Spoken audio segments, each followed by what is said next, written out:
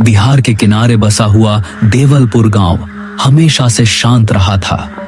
यहाँ लोग अपने खेतों, अपने परिवार और अपनी परंपराओं में खुश रहते थे। लेकिन पिछले कुछ हफ्तों से गांव की शांति टूटने लगी थी। रात होते ही माहौल में एक अजीब सी दहशत फैल जाती और इन सब चीजों ने गांव वालों को बेचैन कर दिया था। गांव के चौपाल पर कुछ बुजुर्ग बैठे थे, बाबा शंभूदा, धनराज, नरेश और छोटे लाल। पिछली रात फिर वही आवाजें सुनी है मैंने। ऐसा लग रहा था जैसे कोई रो रहा हो। मैंने भी सुना है, पर यह समझ नहीं आ रहा कि आखिर यह सब हो क्या रहा है। गांव में ऐसी चीजें पहले कभी नहीं हुई। लगता है हमारे गांव को किसी की नजर लग गई है, वरना ऐसे पहले कभी नहीं हुआ। गांव का ही आदमी गिरधारी, जो बढ़ई का काम करता था, कुछ दिनों से अजीब हरकतें कर रहा था। वो अक्सर रात को घर के बाहर बैठा हवा से बातें करता रहता। उसकी पत्नी कमला घबरा कर मुखिया के घर तक मदद लेने गई थी। मुखिया जी, गिरधारी को कुछ हो गया है। रात रात भर घर से बाहर निकल जाता है, किसी को देखता ही नहीं, जैसे कोई उसे बुला रहा हो। चिंता मत कर बेटी, मैं 2-4 आदमी भेजता हूँ। 2 आदमी गए, लेकिन गिरधारी की हालत देखकर सब हिल गए। गिरधारी की आंखें लाल थीं, हाथ कांप रहे थे। वो बार बार एक ही शब्द बड़बड़ा रहा था, वो आ गया, वो आ गया, वो मुझे लेने आया है। सब डर गए। दूसरे दिन सुबह लोगों ने सुना गिरधारी पागल हो गया है। गांव का चरवाहा चंदन जी अचानक खेतों में मरा पाया गया। उसके शरीर पर किसी जंगली जानवर के निशान नहीं थे, बल्कि ऐसा लगता था जैसे किसी राक्षस ने शरीर को खाने की कोशिश की हो। गांव भर में हड़कंप मच गया। ये क्या हो रहा है? क्या कोई नया जानवर गांव में आ गया, या ये कुछ और है? अब गांव में रोज कुछ ना कुछ गलत होने लगा। किसी के घर की छत पर रात में पैर चलने की आवाजें, किसी के आंगन में अजीब काले धब्बे। एक दिन मंदिर के पुजारी दीनानाथ ने गांव वालों से कहा, ये कोई साधारण बात नहीं, कुछ बड़ा हो रहा है। आज तक ऐसी घटना कभी नहीं हुई। धीरे धीरे गांव का माहौल खौफनाक होता चला गया। रात में घरों से बाहर निकलना लगभग बंद हो गया था। सब एक दूसरे को चेतावनी देते, सूरज ढलने से पहले घर पहुंच जाना। लेकिन सवाल वही था, ये सब क्यों हो रहा है? गांव वाले सोच रहे थे कि ये सब कब खत्म होगा। उन्हें नहीं पता था कि असली डर अभी सामने आना बाकी है। गांव में लगातार हो रही रहस्यमयी घटनाओं से लोग पहले ही डरे हुए थे, लेकिन असली खौफ तब फैला जब गांव के 2 आदमी, मुन्ना और करण, एक ऐसी चीज से टकराए जिसकी कल्पना उन्होंने सपने में भी नहीं की थी। ये मुलाकात ना सिर्फ उनकी जिंदगी बदलने वाली थी, बल्कि पूरे गांव पर आने वाले तूफान का पहला संकेत भी थी। शाम ढल चुकी थी। मुन्ना और कुण लकड़ी काटने के बाद घर लौट रहे थे। मुन्ना, तूने सुना? लोग कह रहे थे कि जंगल की तरफ कुछ घूर रहा है रात को। ओए पागल, अगर हम हर बात पर विश्वास कर लें तो घर से निकलेंगे ही नहीं। फिर भी माहौल कुछ ठीक नहीं लग रहा। देख, हवा भी कैसी भारी हो गई है। दोनों धीरे धीरे जंगल के घने हिस्से की तरफ बढ़े। जंगल में एक अजीब सी गंध फैली हुई थी। अचानक दोनों ने देखा, सामने एक पेड़ के नीचे कोई बैठा था। लंबे बिखरे बाल, आंखों में गुस्सा। मुन्ना, वो क्या है? लगता है कोई बाबा है। दोनों कदम रोक कर खड़े हो गए। अघोरी धीरे धीरे अपना सिर उठाता है और कहता है, आ ही गए, मैं तुम्हारा ही इंतजार कर रहा था। आप हमें जानते हो? तुम्हें भी और इस गांव को भी जानता हूं। बहुत पुराने पाप दबे पड़े हैं यहाँ, और जब पाप सड़ने लगते हैं तो धरती चीखती है। आप किस पाप की बात कर रहे हो बाबा? अघोरी ने जमीन पर उंगलियां फेरी और एक मंत्र बड़बड़ाने लगा। मिट्टी हल्की सी हिलने लगी। तुम लोगों के गांव पर एक काला साया मंडरा रहा है, जो आने वाली रातों में और गहरा होगा। बाबा, ये जो लोग पागल हो रहे हैं, गायब हो रहे हैं, क्या ये उसी का असर है? ये तो बस शुरुआत है, असली तूफान अभी आना बाकी है। बाबा, आप गांव के पास क्यों आए हो? क्या आप हमारी मदद करने आए हो? अघोरी अचानक खामोश हो गया। उसने अपनी आंखें बंद की, फिर धीरे धीरे बोला, मैं किसी की मदद करने नहीं आया, मैं तो सिर्फ इंसाफ लेने आया हूं। यह सुनकर दोनों के पैरों तले जमीन खिसक गई। किस बात का इंसाफ?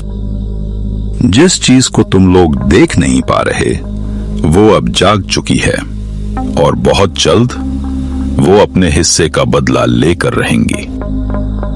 मुन्ना, चल यहां से, मुझे कुछ ठीक नहीं लग रहा। दोनों डर के मारे सुन हो जाते हैं, और जाते जाते वो अघोरी इनको कहता है, आने वाली अमावस तुम्हारे गांव की आखिरी रात होगी। अब करण और मुन्ना से और सहन नहीं हुआ। दोनों ने पीछे मुड़कर भागना शुरू कर दिया। पीछे से अघोरी की हंसी सुनाई दी।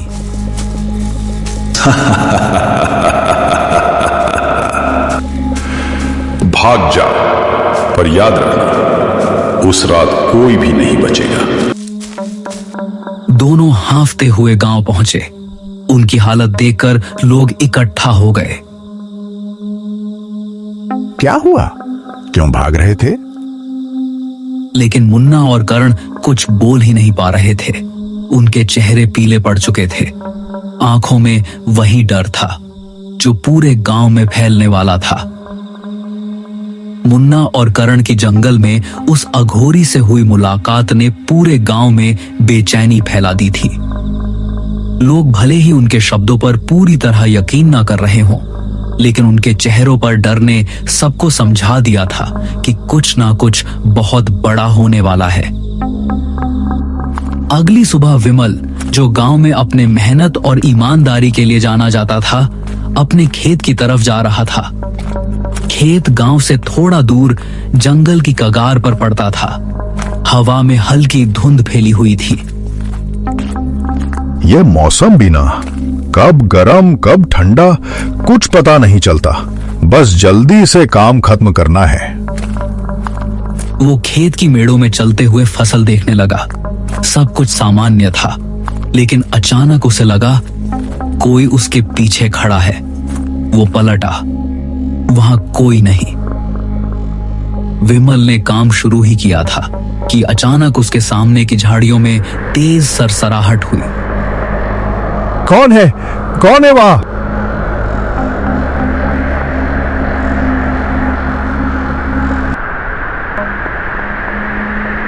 लेकिन खेत दूर था। आवाज किसी तक नहीं पहुंची। राक्षस ने उसे जमीन से कई फीट ऊपर उठा लिया। विमल की टांगें हवा में तड़प रही थी। राक्षस गुर्राया और अगले ही पल वो विमल को जंगल के अंदर उछाल कर ले गया। कुछ घंटे बाद विमल की पत्नी रीना चौपाल पर दौड़ती हुई पहुंची। विमल घर नहीं आया। सुबह खेत गया था, अभी तक लौटा नहीं। सुबह से किसी ने उसे देखा नहीं। चलो खेत की तरफ चलते हैं। जब वो लोग खेतों में पहुंचे तो वहां का दृश्य देखकर सबकी रूह कांप गई। एक बड़ा सा किसी राक्षस के पैर का निशान बना था, जिसको देखने के बाद सबके होश उड़ गए। ये इंसानी नहीं है। मुझे लगता है विमल को कोई उठा ले गया है। और बस गांव में फिर सन्नाटा फैल गया। विमल के गायब होने ने लोगों को मजबूर कर दिया था सोचने पर, क्या सच में वह अघोरी इन सब की जड़ है? क्या वह कोई भूला हुआ बदला लेने आया है, या कोई और खतरनाक चीज इस गांव के पीछे पड़ी है? लेकिन ये तो केवल शुरुआत थी। असली रहस्य अब खुलने वाला था। विमल के गायब होने से पूरे गांव की रूह को हिला दिया था। अब बात सिर्फ डर की नहीं थी, यह एक खुला खौफ था जिसने हर घर को जकड़ लिया था। हर कोई सोच रहा था कि अगला कौन। इसी बेचैनी के बीच गांव वालों का गुस्सा भी उबलने लगा था। उन्हें किसी को दोष देना था और उनकी नजर में दोषी सिर्फ एक था, जंगल में बैठा अघोरी। शाम होते ही चौपाल पर भीड़ इकट्ठा होने लगी। मुखिया रघुवीर, बाबा शंभुदा, धनराज, नरेश, मुन्ना, करण सभी मौजूद थे। अब बहुत हो गया। जब से वो अघोरी आया है तब से गांव में एक भी दिन चैन का नहीं गया। सही कह रहे हो। वो आदमी कुछ काला काम कर रहा है जंगल में, वही इस सब का कारण है। मतलब वो जानता है ये सब कौन कर रहा है? हम सब आज रात जंगल में उस अघोरी के पास जाएंगे। सीधे पूछेंगे उससे हमारे गांव में ये सब क्यों हो रहा है। रात में जंगल जाना ये ठीक नहीं है। हमारे आदमी गायब हो रहे हैं, मर रहे हैं। अब चुप रहेंगे तो गांव खत्म हो जाएगा। जो डरता है वो घर पर रहे, जो खड़ा होना चाहता है वो मेरे साथ चले। रात गहरी हो चुकी थी। अंधेरी रात की रोशनी गांव वालों के चेहरे और भी भयभीत दिख रही थी। जंगल में कदम रखते ही माहौल भारी हो गया, मानो किसी अदृश्य चीज ने उन्हें देखना शुरू कर दिया हो। वो लोग एक जगह रुक गए। वहां अघोरी शांत बैठा था, जैसे उन्हें पहले से पता था कि वे आने वाले हैं। ओ अघोरी, उठ। हमारे गांव में ये सब क्या हो रहा है? क्यों लोग गायब हो रही हैं? क्यों मौतें हो रही हैं? क्योंकि तुम्हारा गांव अपने पुराने पापों की सजा भुगत रहा है। कौन सा पाप? क्या बकवास है ये? बकवास? तो सुनो, आज से 15 साल पहले का सच।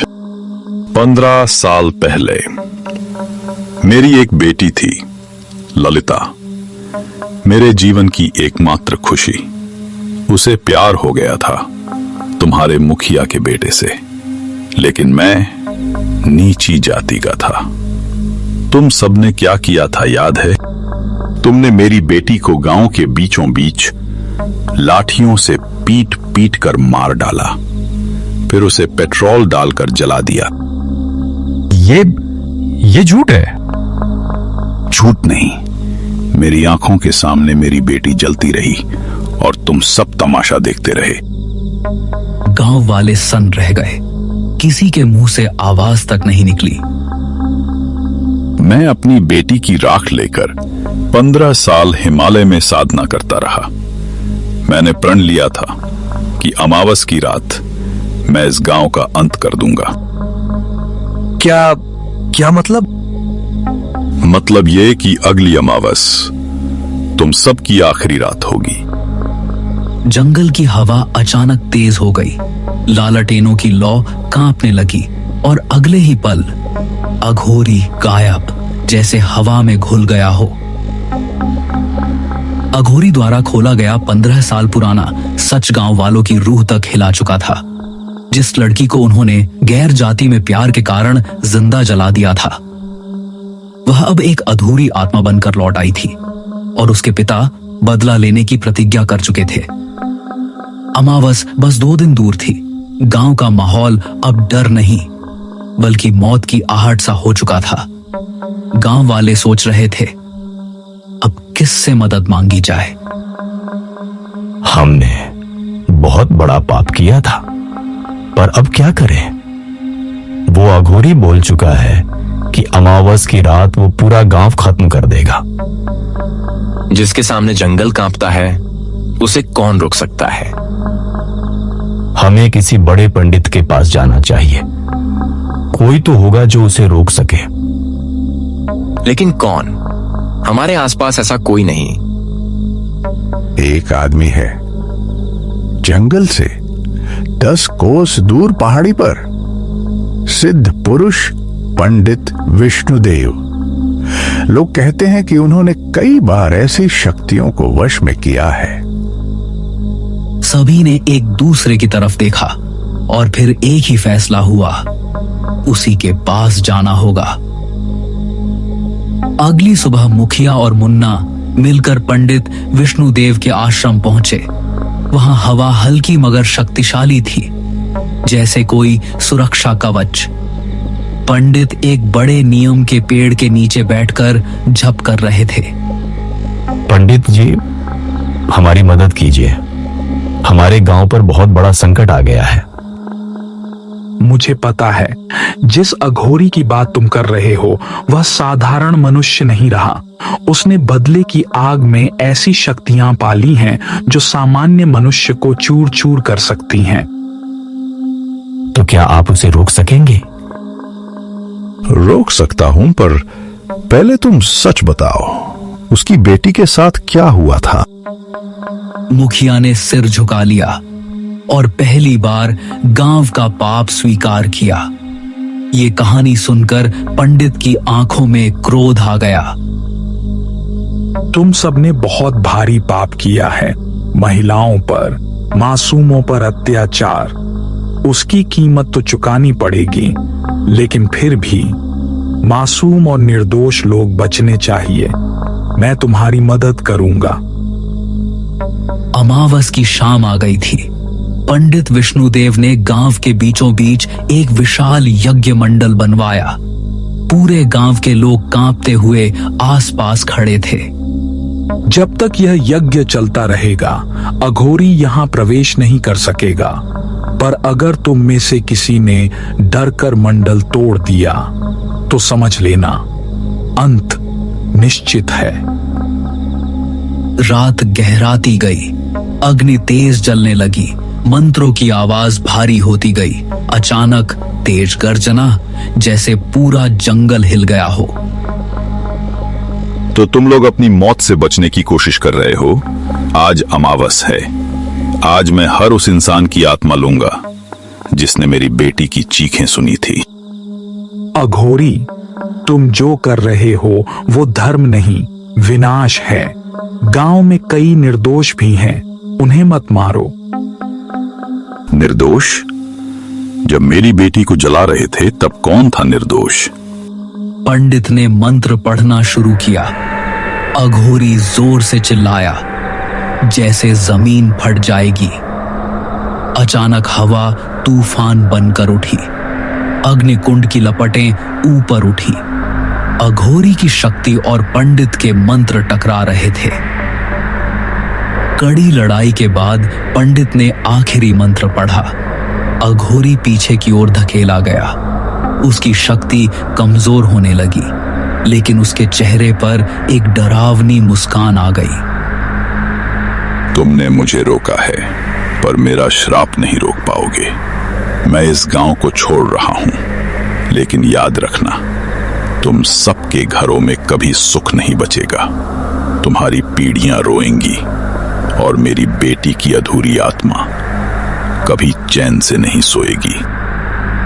सबको लगा अब सब ठीक हो गया, लेकिन तभी मुखिया के घर की छत पर एक लड़की खड़ी थी, लाल साड़ी में। वो अघोरी की बेटी थी। उसने धीमे से मुस्कुराकर कहा, अब मेरी बारी है। और अगले ही क्षण पूरी रात अंधेरे में डूब गई। गांव में चीखों की गूंज फैल गई और इसी रहस्य के साथ कहानी यहीं खत्म हो जाती है।